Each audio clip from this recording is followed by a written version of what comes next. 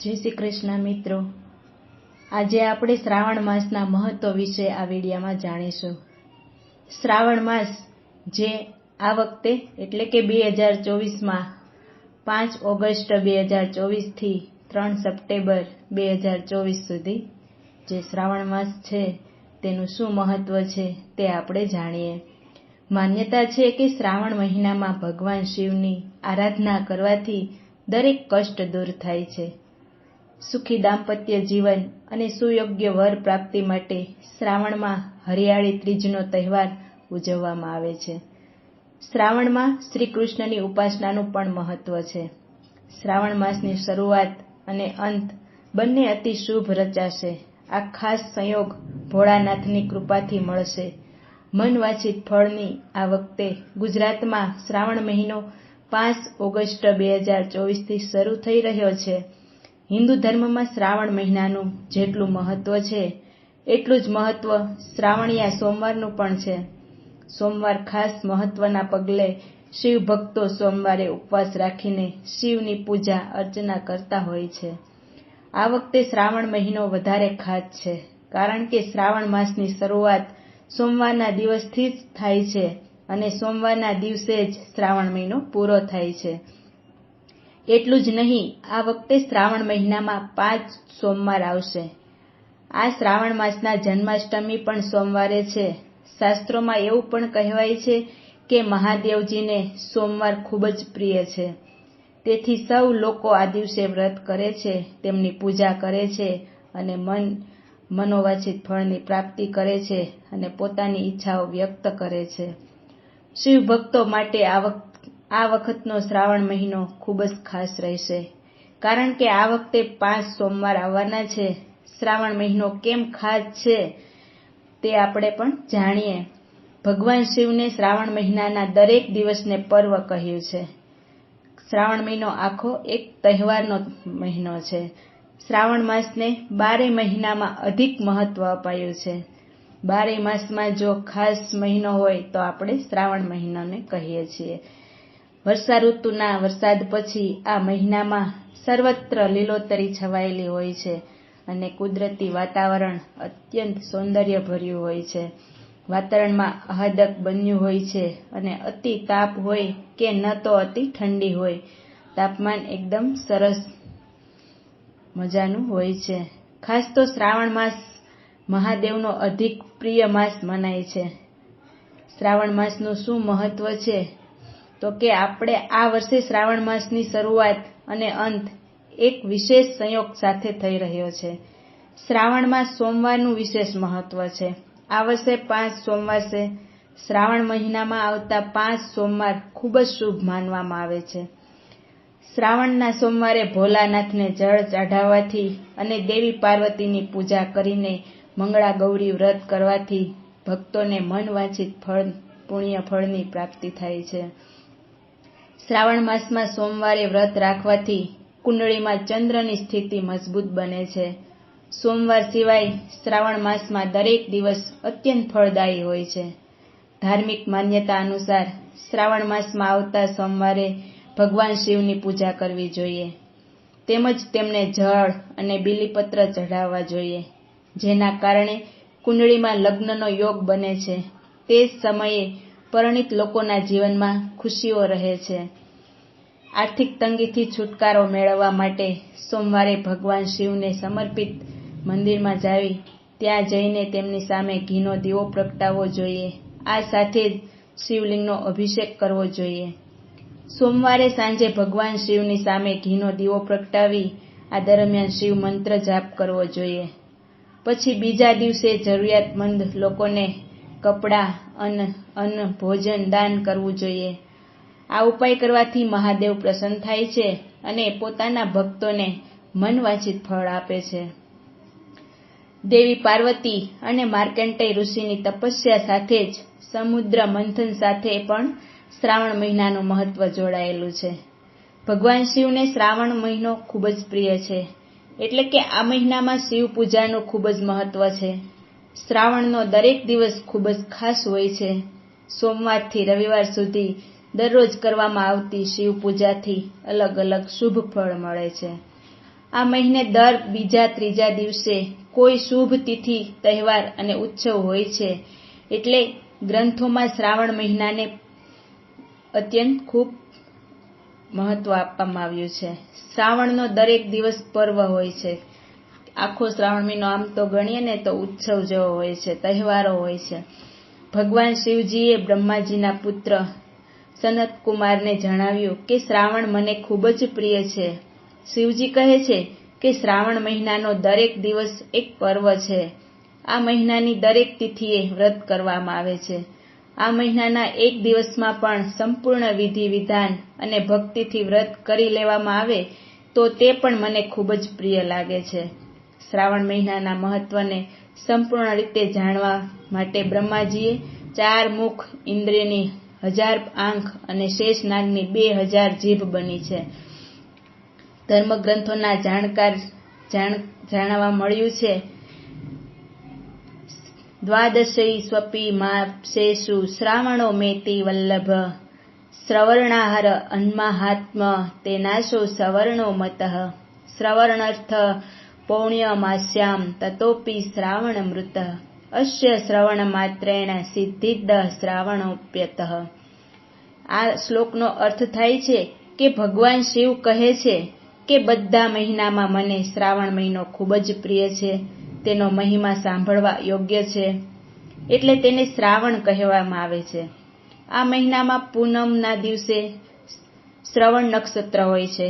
આ કારણે પણ તેને શ્રાવણ કહેવામાં આવે છે.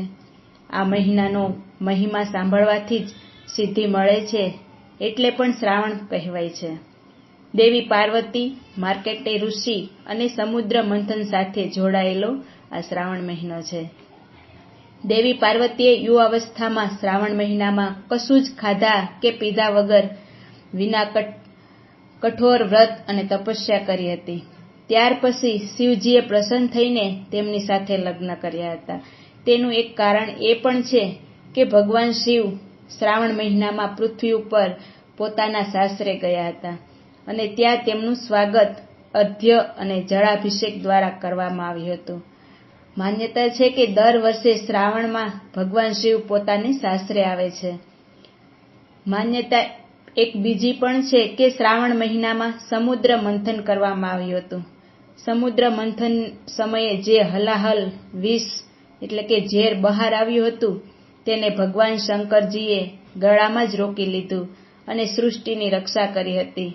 પરંતુ વિષ પીધા પછી ભગવાનનો કંઠ, ભગવાનની ડોક વાદળી કલરની પડી ગઈ, એટલે તેમનું નામ નીલકંઠ મહાદેવ પડ્યું. ઝેરની અસર ઘટાડવા માટે બધા દેવી દેવતાઓએ તેમને જળ ચઢાવવાનું શરૂ કર્યું. એટલે શિવલિંગ ઉપર જળ ચઢાવવાનું ખાસ મહત્વ છે. થોડા વિદ્વાનોએ માર્કંડેય ઋષિની તપસ્યાને પણ શ્રાવણ મહિના સાથે જોડી છે. એવી પણ માન્યતા છે કે માર્કંડેય ઋષિની ઉંમર ઓછી હતી, પરંતુ તેમના પિતા મર્કંડુ ઋષિએ તેમને અકાળ મૃત્યુ દૂર કરી લાંબી ઉંમર મેળવવા માટે શિવજીની વિશેષ પૂજા કરવાનું કહ્યું. ત્યારે માર્કંડેય ઋષિએ શ્રાવણ મહિનામાં જ કઠોર તપસ્યા કરી શિવજીને પ્રસન્ન કર્યા, જેથી એક કાળના દેવતા યમરાજ પણ નતમસ્તક થઈ ગયા હતા. એટલે કે શિવજીને મહાકાળ પણ કહેવાય છે. જેની સામે કાળ પણ નતમસ્તક થઈ જાય તે શિવજીને મહાકાળ કહેવાય. શ્રાવણ મહિનામાં આવતા તહેવારો વિશે આપણે સાંભળીએ. જેમાં ઘણા તહેવારો આવે છે, તે કઈ તારીખને આવવાના છે તે આપણે જાણી લઈએ. 5 ઓગસ્ટ 2024 શ્રાવણ મહિનાનો શરૂ શ્રાવણ માસનો પ્રથમ સોમવાર. અને તારીખ 7 ઓગસ્ટ 2024 મધુશ્રુવા ત્રીજ, ઠકુરાણી ત્રીજ, હરિયાળી ત્રીજ. તારીખ 8 ઓગસ્ટ 2024 વિનાયક ચોથ. તારીખ 9 ઓગસ્ટ 2024 જીવંતિકા પૂજન નાગ પાંચમ. તારીખ 10 ઓગસ્ટ કલ્કી જયંતી. તારીખ 11 ઓગસ્ટ 2024 ભાનુ સપ્તમી. તારીખ 12 ઓગસ્ટ 2024 ગૌ તુલસીદાસ જયંતી. શ્રાવણ માસનો બીજો સોમવાર આવશે. તારીખ 15 ઓગસ્ટ 2024 પતેતી સ્વાતંત્ર્ય દિવસ. જે આપણે 15મી ઓગસ્ટ આવે છે. તારીખ 16 ઓગસ્ટ 2024 પુત્રદા એકાદશી. તારીખ 17 ઓગસ્ટ 2024 દામોદર દ્વાદશી. તારીખ 19 ઓગસ્ટ 2024 રક્ષાબંધન શ્રાવણ માસનો ત્રીજો સોમવાર આવશે. મિત્રો, આ દરેક સોમવારે કંઈક અલગ તિથિ જ કે ખાસ તિથિ આવે છે, તે માટે પણ આ વર્ષે શ્રાવણ મહિનો ખૂબ ખાસ છે. તારીખ 22 ઓગસ્ટ 2024 ફૂલ કાંજળી ત્રીજ બોળસોથ બે સાથે છે. તારીખ 23 ઓગસ્ટ 2024 નાગપાંચમ. તારીખ 24 ઓગસ્ટ 2024 રાંધણ છઠ. તારીખ 25 ઓગસ્ટ 2024 શીતળા સાતમ. તારીખ 26 ઓગસ્ટ 2024 જન્માષ્ટમી શ્રાવણ માસનો ચોથો સોમવાર. તારીખ 27 ઓગસ્ટ 2024 નંદ મહોત્સવ રામાનંદ જયંતિ. તારીખ 19 ઓક્ટોબર 2024 અજા એકાદશી આવશે. તારીખ 31 ઓગસ્ટ 2024 જૈન પર્યુષણ મહાપર્વ પ્રારંભ. તારીખ 2 સપ્ટેમ્બર 2024 શ્રાવણ માસ પૂર્ણ શ્રાવણ માસનો 5મો સોમવાર. મિત્રો, આ તમે યાદી જો સાંભળી છે ને હરખી, તો દરેક સોમવારે કેવો તહેવાર છે, ખાસ તહેવાર છે. જો કે આપણે પહેલા સોમવારે તો કે શ્રાવણ મહિનો શરૂ થાય છે અને બીજા સોમવારે તુલસીદાસ જયંતિનો જન્મદિવસ છે. ત્રીજા સોમવારે રક્ષાબંધન, ચોથા સોમવારે જન્માષ્ટમી અને 5મા સોમવારે શ્રાવણ પૂર્ણ શ્રાવણ મહિનાનો છેલ્લો દિવસ. આ વખતે શ્રાવણમાં અદ્ભુત સંયોગ 5 સોમવાર, સોમવતી અમાસ, તે બધું સંયોગ ભેગો થાય છે. આપણા ઋષિમુનિઓએ વ્રત, જપ, તપ અને ભગવાનની ઉપાસના માટે શ્રાવણ માસ પસંદ કર્યો છે. તે ખૂબ વિચારપૂર્વક છે. ચોમાસાની સિઝન હોય, ઉપવાસ અને એકટાણા રાખાતા હોય, કોઈ આખો મહિનો ઉપવાસ કરે, કોઈ એક ટાઈમ જમીને આખો શ્રાવણ મહિનો કરે. ભગવાન શિવના મંદિરો અને કૃષ્ણના મંદિરોમાં ભીડ જોવા મળે છે. કોઈ તીર્થયાત્રીએ નીકળી પડે છે. ગામમાં કે મોટા શહેરોમાં કથાકારો ભગવાનની કથાઓ કરે છે અને જુદા જ પ્રકારનું ધાર્મિક વાતાવરણ ઊભું થાય છે. વર્ષ દરમિયાન ફક્ત શ્રાવણ માસ જ એવો છે કે જેમાં અનેક તહેવારોની હારમાળા જોવા મળે છે. રક્ષાબંધન તો કે શ્રાવણ પૂર્ણિમાએ રક્ષાબંધન તહેવાર આવે છે. ભાઈ બહેનના પવિત્ર પ્રેમની નિશાની તરીકે બહેન રાખડી મોકલે અથવા રાખડી બાંધે. બહેન વર્ષ દરમિયાન ન મળી હોય પણ રક્ષાબંધનને દિવસે અવશ્ય ભાઈને મળવા આવે જ. પરંપરાગત આ તહેવાર કુંતા માતા અભિમન્યુને રાખડી બાંધે છે. ક્યાંક વિધર્મી ભાઈ હોય તો પણ ધર્મ અને જ્ઞાતિના વાડા તોડી પવિત્ર પ્રેમ પ્રગટ થાય છે, તે આપણે જોઈએ છીએ. નાગપંચમી તો કે શ્રાવણ વદી પાંચમે નાગપંચમીનો તહેવાર આવે છે. ત્યારે કુલેરનો લાડુ બનાવી નાગ દેવતાને ભોરામાં અથવા દિવાલ ઉપર તેનું પૂજન કરી બહેનો વ્રત ઉજવે છે. નાગ દેવતા ભગવાન શંકરના ગળાનો હાર છે.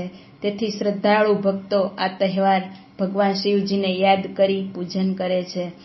રાંધણછઠ શીતળા માતાને યાદ કરી એક દિવસ ઠંડુ ખાવાનો રિવાજ છે. તેથી રાંધણછઠને દિવસે અનેક જાતના પકવાનો કરી બીજે દિવસે ઠંડુ ખાવાનો રિવાજ છે. શીતળા સાતમ જૂના વખતમાં નાના મોટા ગમે તેવા માણસને આખા શરીરે મકાઈના દાણા જેવા ફોડલા થાય ત્યારે શીતળા માતાની બાધા રાખી ઠંડુ ખાવાનું રાખતા હતા અને શીતળા સાતમે 7 ઘર માગણ થઈ પાડોશમાંથી માગીને ખાતા અને શીતળા માતાને મંદિરે જઈ માનતા પૂરી કરતા. આજે પણ શીતળા માતાના મંદિરે લોકો દર્શન કરવા શીતળા માતાને 7મે જાય છે. જન્માષ્ટમી ભગવાન શ્રી કૃષ્ણનો જન્મ દિવસ હોય. આ દિવસે મંદિરોમાં ભગવાનનો મહોત્સવ ઉજવાય છે.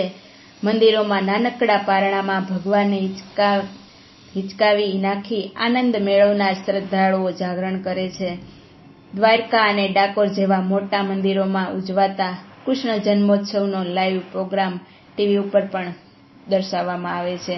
કેટલાક ભક્તો રાત્રે કૃષ્ણ જન્મ પછી ભોજન કરી ઉપવાસના પારણા કરે છે, તો કોઈ બીજે દિવસે પણ પારણા કરે છે. મેળાઓ શ્રાવણ માસમાં છેલ્લા સોમવારે ઘણા ગામડા અને શહેરોમાં નાના મોટા મેળાઓ ભરાય છે. સાબરકાંઠાના ભવનાથ અને વીરેશ્વર શામળાજી જેવા તીર્થધામોમાં મેળાઓ ભરાય છે. ભગવાન શિવજી બલિરાજાની કથા મુજબ દેવપોઢી એકાદશી પછી ભગવાન શિવજી પાતાળમાંથી પૃથ્વી ઉપર આવે છે. તેથી ચોમાસામાં ઝેરી, નાગ વગેરે સર્પનો ઉપદ્રવ વધે છે.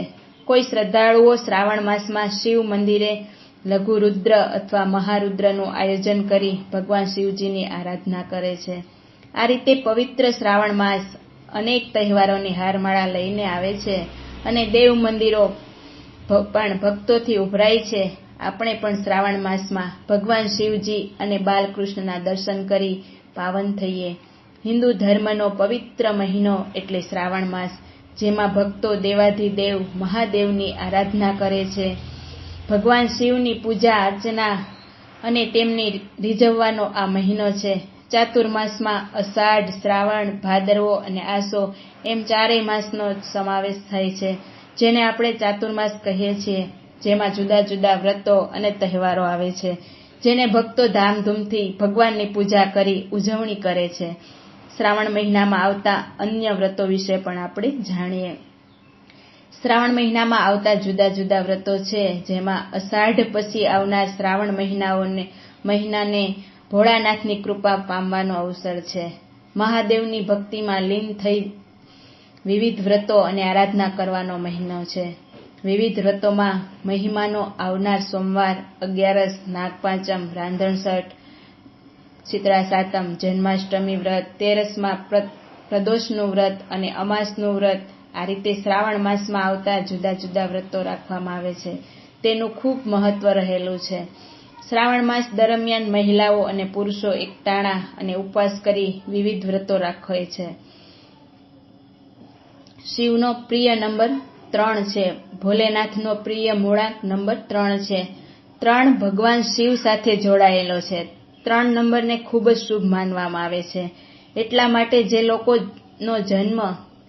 લોકોનો જન્મ શ્રાવણ મહિનામાં આ 3 તારીખે થયો છે, તો તમારા માટે શ્રાવણ મહિનો ખૂબ જ શુભ રહેવાનો છે. તેમાં કોઈ શંકા નથી. ભગવાન શિવનો પ્રિય નંબર 3 શા માટે છે? તો કે દેવતાઓના દેવ મહાદેવનો મૂળાંક 3 સાથે ઊંડો સંબંધ છે. તેમની 3 આંખો, તેમનું પ્રિય શસ્ત્ર ત્રિશૂલ, ભોલેનાથનું પ્રિય પાન 3 પાંદવાળા બીલીપત્ર છે, જે તેમને વધુ પ્રિય છે, જેના વિના ભગવાન શિવની પૂજા અધૂરી માનવામાં આવે છે. ત્રિપુંડ એટલે કે ભોલેનાથના કપાળ પર 3 રેખાઓ છે. દિવસના 4 કલાકોમાંથી દિવસનો 3જો કલાક ભગવાન શિવની ઉપાસના માટે શ્રેષ્ઠ માનવામાં આવે છે. તેથી શ્રાવણનો લકી નંબર 3 છે. શ્રાવણ મહિનો કઈ રીતે ભાગ્યશાળી રહેશે તે આપણે જાણીએ. જે લોકોનો જન્મ આ 4 તારીખ થયો હોય, 4 તારીખમાં પહેલી છે 3, બીજી છે 12, ત્રીજી છે 21 અને ચોથી છે 30 તારીખે થયો હોય ને, તેમના પર ભોલેનાથનો હંમેશા હાથ રહે છે. આ લોકો માટે વર્ષ 2024માં શ્રાવણ મહિનો ભાગ્યશાળી રહેશે. તમારા બધા કામ પૂરા થશે. જો તમે લગ્ન કરવા માંગતા હો અને લાંબા સમયથી વિલંબનો સામનો કરવો પડી રહ્યો હોય, તો તમે લગ્ન કરી શકો છો. નોકરીની શોધ કરી રહેલા લોકો માટે શ્રાવણનો મહિનો અદ્ભુત સાબિત થવાનો છે. શ્રાવણ મહિનામાં તમારું ભાગ્ય ખુલી શકે છે અને તમને નવી નોકરી પણ મળી શકે છે. જો કોર્ટ કચેરી સાથે જોડાયેલી બાબતો ચાલી રહી હોય, તો શ્રાવણ માસનો મહિનો તમારા માટે શુભ રહેશે. નિર્ણય તમારા પક્ષમાં આવી શકે છે. વેપાર કરનારાઓ માટે શ્રાવણનો મહિનો શુભ સાબિત થશે. તમારા અટકેલા કામ પૂરા થશે અને તમે પ્રગતિના પથે આગળ વધશો. જ્યોતિષોના જણાવ્યા અનુસાર 72 વર્ષ બાદ શ્રાવણમાં એક દુર્લભ સંયોગ બન્યો છે, જ્યારે શ્રાવણ સોમવારથી શરૂ થયો છે અને આ સાથે જ સોમવારે જ સમાપ્ત થઈ રહ્યો છે. આવી સ્થિતિમાં શિવ સાથે સંબંધિત દરેક કાર્ય કરવાથી જીવનમાં માત્ર સુખ જ આવી શકે છે. તેથી તેની સાથે જ ભોલેનાથની કૃપાથી જીવનમાં દરેક દુઃખ અને દારિદ્રતા દૂર થશે. તેવી જ રીતે શ્રાવણમાં રુદ્રાક્ષ ધારણ કરવાનું કે સિદ્ધ કરવાનું પણ વિશેષ મહત્વ છે. તો ચાલો જાણીએ કે શ્રવણમાં રુદ્રાક્ષ કેવી રીતે ધારણ કરવું તેની સાથે. શિવપુરાણ અનુસાર રુદ્રાક્ષની ઉત્પત્તિ ભોલેનાથના આંસુમાંથી થઈ છે. આવી સ્થિતિમાં શ્રાવણમાં રુદ્રાક્ષ ધારણ કરવાથી અનેક ગણું વધારે ફળ મળે છે. રુદ્રાક્ષ ધારણ કરવાથી જીવનમાંથી દરેક નકારાત્મક ઉર્જા દૂર થાય છે. તેની સાથે જ વ્યક્તિને ખરાબ નજર, ખરાબ ટેવો, આર્થિક તંગી, બીમારીઓનો વગેરેની રાહત મળે છે. તેનાથી વ્યક્તિને તમામ પાપો અને કષ્ટોમાંથી પણ મુક્તિ મળે છે. તેની સાથે સંતાન પ્રાપ્તિનું સુખ પણ પ્રાપ્ત થાય છે. કરિયરમાં પ્રગતિ થાય છે. તેની સાથે વ્યક્તિને માત્ર શારીરિક જ નહીં પરંતુ માનસિક લાભ પણ થાય છે. દરેક રુદ્રાક્ષનો સંબંધ કોઈને કોઈ ગ્રહ સાથે હોય છે. ધાર્મિક માન્યતાઓ અનુસાર રુદ્રાક્ષ ધારણ કરનાર વ્યક્તિ માત્ર ભગવાન શિવ જ નહીં પરંતુ નવગ્રહોની સાથે દરેક દેવી દેવતાઓનું પણ શુભ ફળ પ્રાપ્ત કરે છે. તમને જણાવી દઈએ કે રુદ્રાક્ષની શ્રેણી 1 મુખીથી લઈને 21 મુખી સુધીની હોય છે અને દરેક રુદ્રાક્ષ કોઈને કોઈ ગ્રહ સાથે સંબંધિત હોય છે. પરંતુ આમાં પંચમુખી પણ ખૂબ જ મહત્વપૂર્ણ માનવામાં આવે છે. ઉદાહરણ તરીકે સૂર્યને 1 મુખી રુદ્રાક્ષનો સ્વામી માનવામાં આવે છે. આ સાથે 2 મુખીને અર્ધનારેશ્વરનું પ્રતીક માનવામાં આવે છે અને તેનો સ્વામી ચંદ્ર ગ્રહ છે. બ્રહ્મા, વિષ્ણુ અને મહેશની કૃપા મેળવવા માટે 3 મુખી રુદ્રાક્ષ પહેરવામાં આવે છે અને તેનો સ્વામી મંગળ ગ્રહ છે. 4 મુખીવાળા રુદ્રાક્ષ ભગવાન બ્રહ્મા સાથે સંબંધિત હોવાનું મનાય છે, જે ટ્રિનિટીમાંથી એક છે. આ સાથે તેનો સ્વામી બુધ ગ્રહ માનવામાં આવે છે. આ સિવાય પંચમુખી રુદ્રાક્ષથી ભગવાન શિવના 5 સ્વરૂપોની કૃપા પ્રાપ્ત થાય છે. આ રુદ્રાક્ષ પર ગુરુનું શાસન છે, ગુરુ ગ્રહ છે. શ્રાવણમાં રુદ્રાક્ષ કેવી રીતે સાબિત કરવું? જો તમારા ઘરમાં રુદ્રાક્ષ રાખવામાં આવે છે અથવા તમે તેને ધારણ કરી રહ્યા છો તો તેને સાબિત કરવું ખૂબ જ જરૂરી છે. આવી સ્થિતિમાં એક નાની વાટકી અથવા વાસણમાં પાણી રાખો અને અમાવસ્યા તિથિ, પૂર્ણિમા, ત્રયોદશી, ચતુર્થી, શિવરાત્રિ, અષ્ટમી તિથિ પર 7 વાર જળ ચઢાવો. આ સાથે ગાયનું દૂધ 5 વખત અને ગાયનું ઘી 2 વાર લગાવો. આ પછી અગરબત્તી અથવા ધૂપ લાકડીઓ બતાવો. આ પછી ભગવાન શિવની પૂજા કરો. ત્યારબાદ રુદ્રાક્ષ મંત્ર ઓમ હ્રીમ નમઃ તેનો જાપ 108 વાર કરવાનો. તમે ભગવાન શિવનો આ મંત્ર ઓમ નમઃ શિવાય તેનો પણ 108 વાર જાપ કરી શકો છો. આમ કરવાથી તમારો રુદ્રાક્ષ ફરી એકવાર શક્તિશાળી બને છે. તો મિત્રો, આ હતી શ્રાવણ માસનું મહત્વ, તેને લગતી ઘણી બધી વાતો તે આપણે આ વિડીયામાં સાંભળી. જો આપને આ વિડીયો ગમ્યો હોય તો મારી ચેનલને લાઇક, શેર અને સબસ્ક્રાઇબ જરૂર કરજો. ફરી મળીશું. ત્યાં સુધી દરેક મિત્રોને જય શ્રી કૃષ્ણ.